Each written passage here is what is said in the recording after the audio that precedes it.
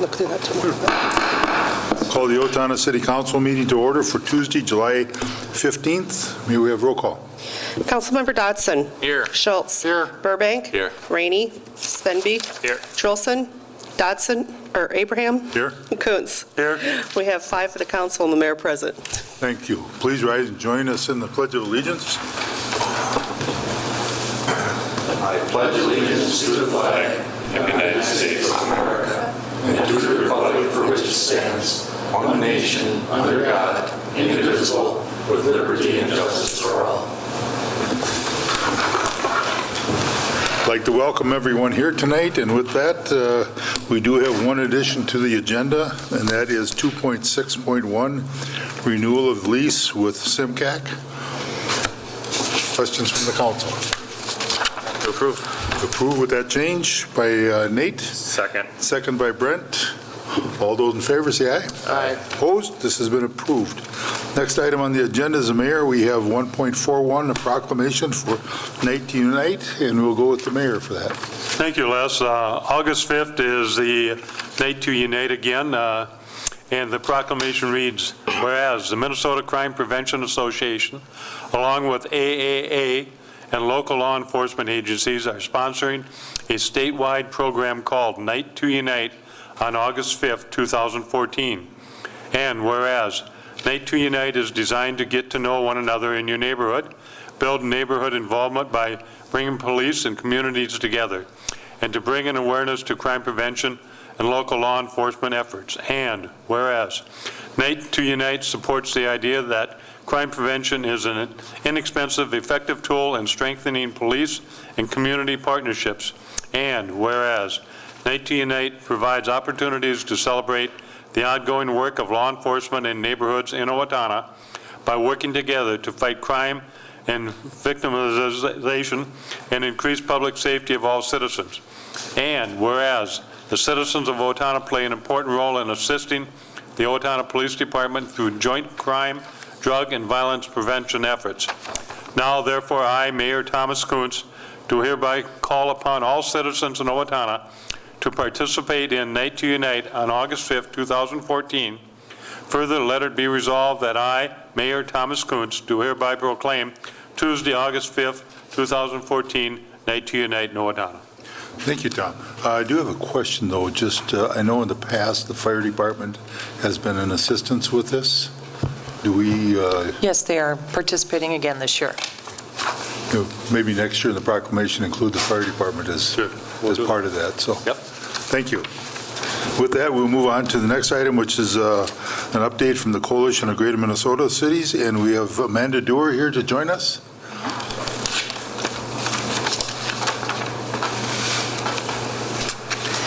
Hello, like Les said, I am Amanda Dewar with the Coalition of Greater Minnesota Cities, and I'm just here to give a little update about the activities of the 2014 legislative session.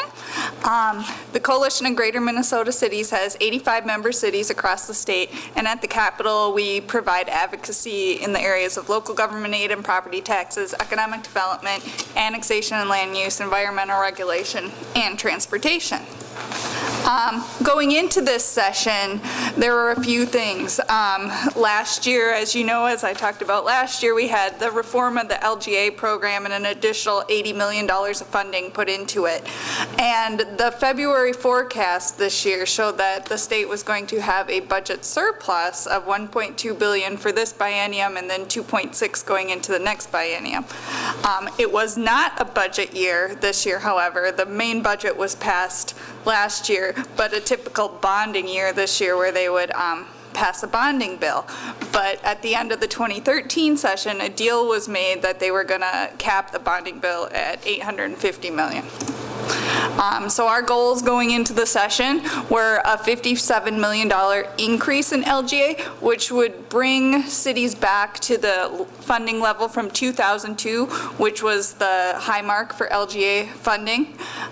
We had a series of economic development programs we wanted to see passed, and then also we were part of the Move Minnesota transportation campaign to pass a statewide transportation investment.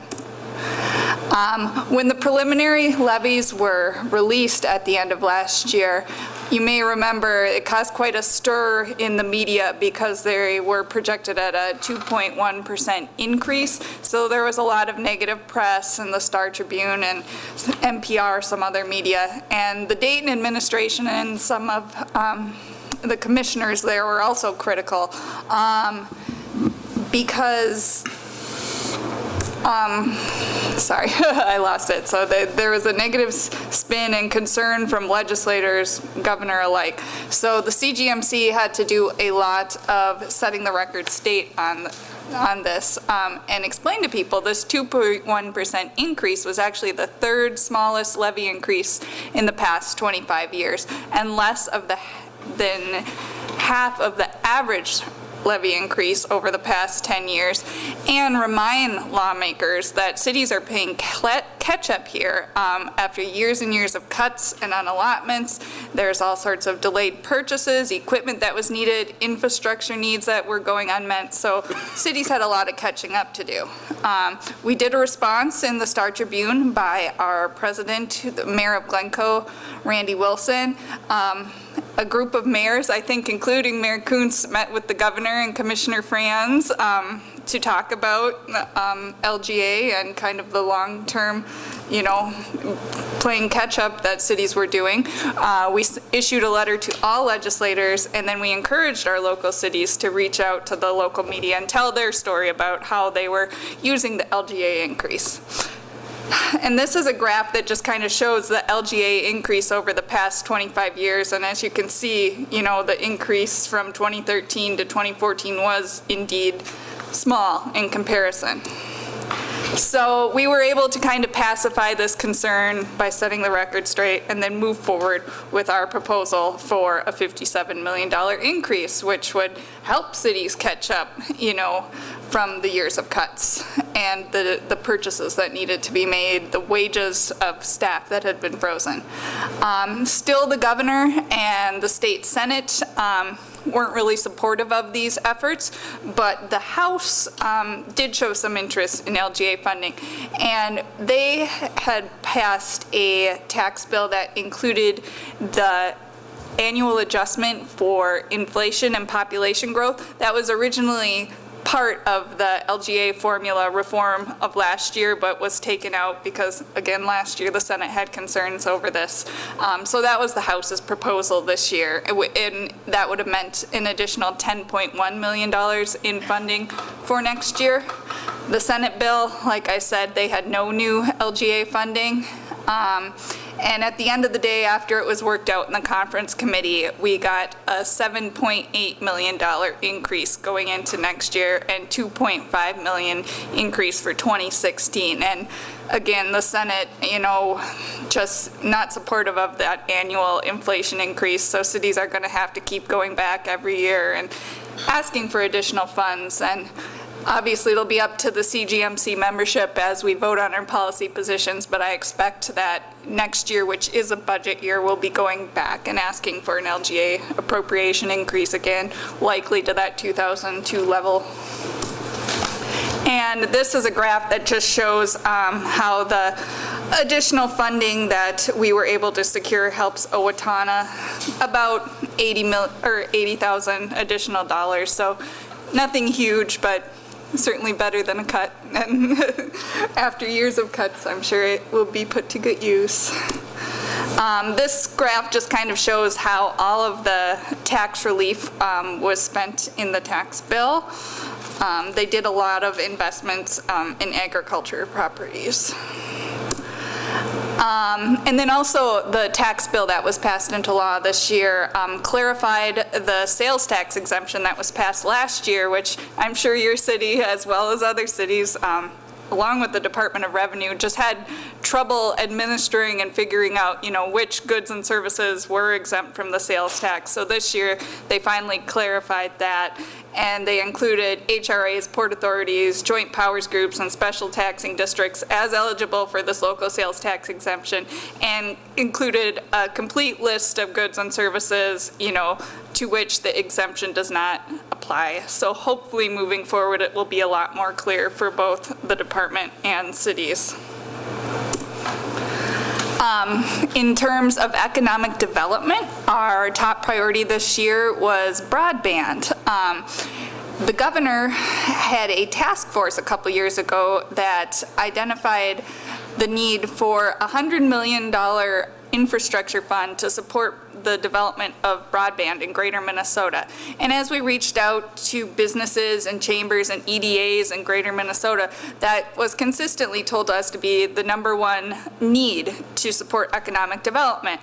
So even though it wasn't included in the governor's budget, even though his own task force recommended it, we moved forward with some bills that would establish this infrastructure fund to build up broadband in greater Minnesota. And this fund would be available to local governments, co-ops, nonprofits, or businesses that wanted to help improve broadband services. We had a really strong media effort in support of broadband. We had over 18 editorials across the state, calling on the legislature and the governor to invest in greater Minnesota broadband. And again, the Senate was not so much interested in doing this, but the House had made a priority of greater Minnesota economic development, so they included $25 million for the broadband fund in their budget. And then at the end of the day, coming out of conference committee, we were able to get $20 million towards this broadband fund. But the language that we have in there establishing this infrastructure fund is apparently the best in the nation. So moving forward, future budgets, getting additional appropriations, it can really do good things to improve broadband service in greater Minnesota. So I'm sure that will continue to be a priority to keep ongoing funding into that. Another economic development priority was the Business Development Public Infrastructure Grant Program. This is a program that helps cities only in greater Minnesota provide infrastructure for industrial parks or newer and expanding businesses, whatever might be needed to support that, bringing that business in or helping them grow, be it utilities, streets, curbs, gutters, sidewalk, anything that might be needed. It's been around since 2003, very popular program in greater Minnesota, and we put in a bill this year for $25 million of funding because right now the fund balance is pretty much depleted and there's a lot of demand for these dollars out there. And actually your local state senator, Senator Jensen, was our Senate author on that, and she did good work in our hearings on that in the Senate. Our bill was for $25 million. The governor recommended $5 million.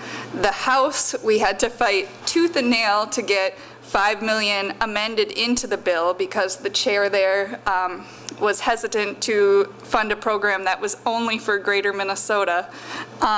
In the Senate, we got $4 million in the bonding bill and then $4.5 million in cash bill using surplus dollars. But at the end of the day, after conference committee, we were able to get $4 million in bonds and $2.2 million in cash, bringing the total to $6.2 million.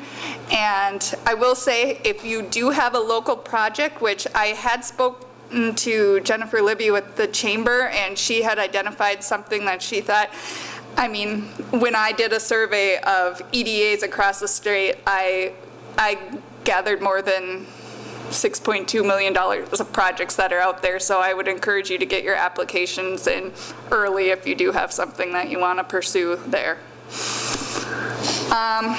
In addition, we were able to get some other economic development programs. We made some fixes to the Angel Investment Fund to make it more usable in greater Minnesota. Now, half of the funds are going to be set aside for the first 9 months of the year to be accessed only to greater Minnesota businesses or women-owned businesses, just because usually those dollars got gobbled up pretty quickly in the metro area. And they also expanded the kind of industries that could receive these investments to include agribusiness and manufacturing and tourism, helping, because there's a lot of those types of industries in greater Minnesota. So we're hoping this can be a good thing and brings more of these investments to greater Minnesota. And we also worked with the agencies that administer two programs that we passed into law last year, the Greater Minnesota Internship Program and the Greater Minnesota Business Expansion Program, just to make fixes that they thought made the program more administrable. And then we come to transportation.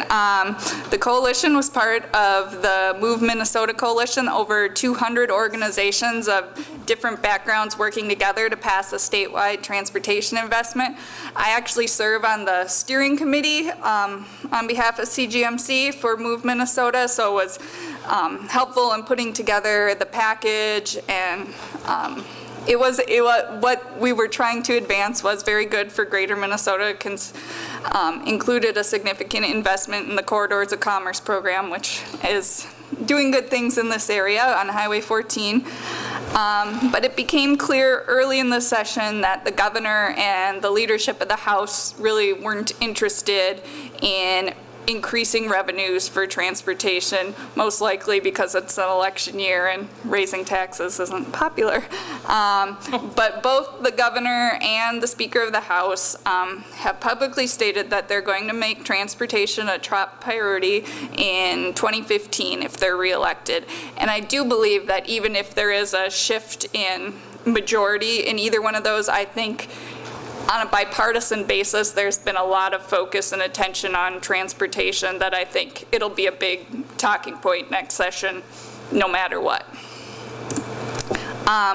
Even though they weren't willing to do the big statewide investment this year, they did make transportation a pretty significant part of the bonding bill. They put $33 million in the local bridge replacement program. Part of that was earmarked, but there's $21.25 million available for the rest of the state. Local road improvement program got $54.3 million. There was 3 big metro projects that were earmarked in that, unfortunately, but there's still $22.6 million available for the rest of the state to apply. And these numbers are bigger than have traditionally gone into these programs in recent years. So an opportunity for cities and counties to tap as well. The Corridors of Commerce funding, we were able to get a trunk highway fund appropriation, and that's your gas tax, tab fee, MVEST dollars, within the transportation budget. $6.5 million for greater Minnesota this year, $25 million available statewide next year. And as you know, just on June 30th, they announced that $1.5 million of that $6.5 million is going to be used to purchase right away on Highway 14. And I also work with Highway 14 Partnership, as you all know, and we'll be continuing to push for a portion of the $25 million as well, which is supposed to be announced later in this fall. And then also Greater Minnesota Transit received $6.5 million from the general fund this year as well. We did have to play a bit of defense when it comes to environmental regulation. There was a bill put forward by the Minnesota Pollution Control Agencies that really would have limited cities' involvement in the rulemaking process and done less scrutiny of comparing the proposed rules to what's done at other states and at the federal level. So there was a lot of concerns on the part of cities, municipal electrics, businesses, the chamber. We were all opposed, but CGMC really played a key role in getting the greater Minnesota legislators a little concerned about this bill, so we were able to stop it and it wasn't passed into law. So kind of the conclusions about sessions this year. Even though before the session started they called it unsession, they ended up doing some pretty major high-profile proposals like medical marijuana, minimum wage, the bullying bill. None of those were easy to pass. The House seemed to be more supportive of our efforts, and they had a modest focus on rural economic development. The governor and Senate, like I said, didn't have a lot of interest in what we were trying to do. And between providing tax relief early in session. They passed pretty major tax cuts and building up the budget reserves. That 1.2 budget surplus was spent pretty quickly, mostly in tax relief and budget reserves, which I can see in this graph. So up through the green on the bottom, that was, oh, actually up through the purple, that was all tax relief and budget reserves. So only the top was actual spending. So our lesson from this year is that Greater Minnesota needs to work really hard to make our priorities, communicate them to legislators and get them done. We have to work together, communities, businesses, legislators, and just push hard. Moving forward, the CGMC Summer Conference is going to be at the end of August, the 20th through 22nd in Rochester, so really convenient and close by. We're going to have a gubernatorial forum on the 21st. We delayed our conference this year to be after the primary election so that we'd know who the Republican candidate was going to be. And so this should be a very good forum. It's going to be co-hosted by the Rochester Post-Bulletin and the Rochester Chamber, so I think it will get a lot of attention. We're going to be doing candidate forums throughout the state and a lot of these open races just to educate candidates on Greater Minnesota city priorities. And then we're going to be having our fall conference in Minneapolis, November 13th and 14th. I don't know if anyone has looked, but we updated our website. It's still at the same address, but we reformatted it, and it's much more user-friendly, and now we have, it's really cool. We have scrolling pictures of all the member cities on top. I know we got some from Owatonna, but it's a really good website, so you might want to check it out. And that's all I have, but I'm happy to take any questions. Thank you, Amanda. Is there any questions from the council? Seeing none, thank you very much. Thank you. And with that, we'll move on to our rest of our meeting. And the next item on the agenda is the financial report. And I'll ask Greg to Yep. read that for us. Recap of expenditures. Checks over $20,000 are $118,253 to the Southeast Service Cooperative. That is the July health insurance premium. $25,639 to Mansfield Oil Company for fuel purchases. And other expenditures of $243,263 for total expenditures presented for approval of $387,155. Thank you, Greg. And what is the council's wishes on this? Motion to approve. Motion by Nate to approve. Do we have a second to that? Second. Second by Brent Fenby. Any further discussion? Seeing none, all those in favor say aye. Aye. Opposed? This has been approved. Moving on to the consent agenda item, which are items combined into one motion for minutes, license permits, board commission minutes, department reports, etc. Motion to approve. Motion by Brent Fenby to approve. Do we have a second to that? Second. Second by Greg Schultz.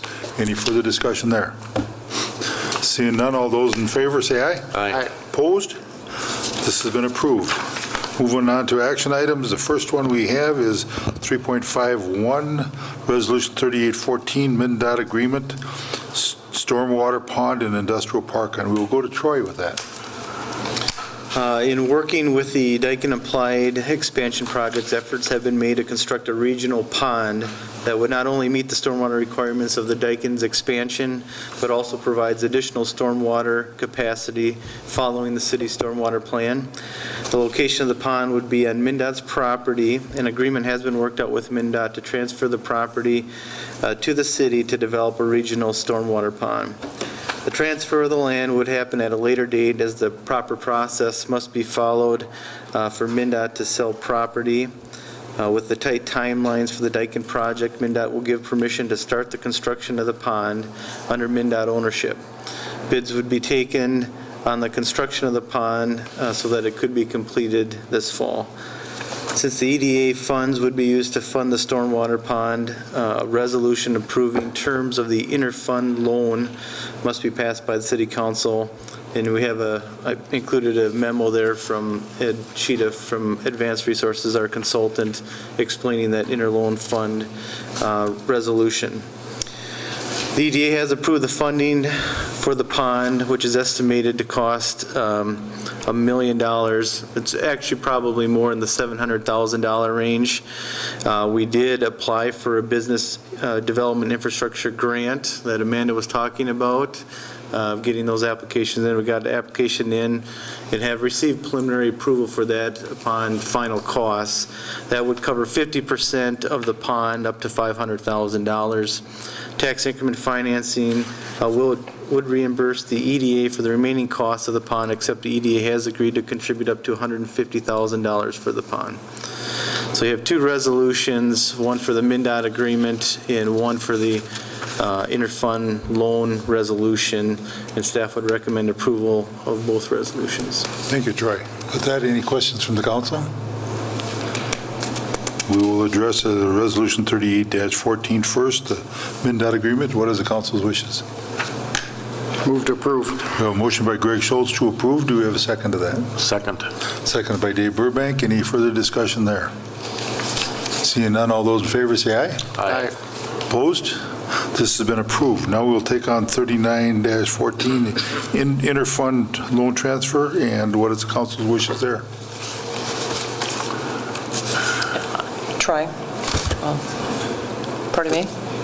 I'm sorry, what? You would like me to handle this one? No, this is the second resolution that Oh, right. Troy was talking about, the interloan fund transfer. Any questions from the council there?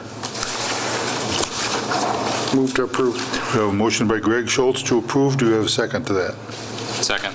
Second by Nate Dotson. Any further discussion there? Seeing none, all those in favor say aye. Aye. Opposed? That we will move on to the item 40-14, approved plans and authorized bids for stormwater pond and industrial park, and that will go to Kyle. Good evening. This is, engineering has prepared the plans and specifications for the stormwater pond previously mentioned. The engineer's opinion of cost of construction only is $608,000. Land acquisition will be in addition to that. We recommend approval of the plans and authorization to advertise for bids. Bids would be taken on August 13th and would be brought to the council for approval on August 19th. Thank you. Questions from the council? Motion to approve. We have a motion by Nate Dotson to approve. Do you have a second to that? Second. Second by Brent Svenby. Any further discussion?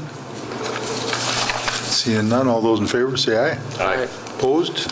This has been approved.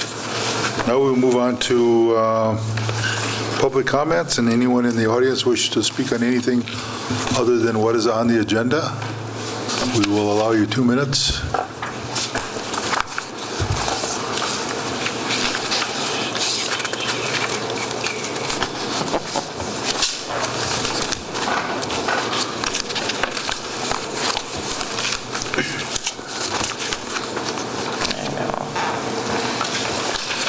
Roger Wassick, 646 East Vine Street. Just wanted to comment on our stormwater retention pond. I like the idea of stormwater retention ponds, but thought came into my mind when I'm thinking about history and what's happened in this section of the country, because we're actually in the prairie pothole area of the country. And we've spent, what, decades, maybe half a century at least, and huge amounts of money to drain all these prairie potholes, and now we're putting them back in. Thank you, Roger. Anyone else? Seeing none, we'll move on to council comment, and we'll start with Nate. I have nothing to add. Greg. Nothing this evening. Dave. Nothing from Ward 3. Brent. Nothing from way down here. Thank you. And we'll go to Tom. It was very nice on Friday that we had the governor down here for the Dakin groundbreaking. They're expanding and creating 40 new jobs, which is excellent for the Owatonna community. The other comment I want to make is you're driving around Owatonna, there's a lot of garage sales going on, and they're using a lot of the utility poles to post their signs, and that is not allowed. So I hope that in the future they find other ways to advertise for the garage sales rather than put those signs on utility poles it's not safe for climbers when they got to use the poles and climb them. Great, thank you. Chris? Nothing. And I do have one comment, as I received a call from someone regarding to feed the wild animals. I know we have some restrictions on feeding the deer. I'm not sure what we have for other ones, but I guess my comment would be, please do not do that. It creates problems for other neighborhoods. It creates a place for animals to go that don't belong. So please refrain from doing that. They are exempt. And with that, we'll look for a motion to adjourn. So moved. Motion by Brent, second. Second. Second by Greg Schultz. All those in favor, say aye. Aye. Opposed? Motion, meeting adjourned.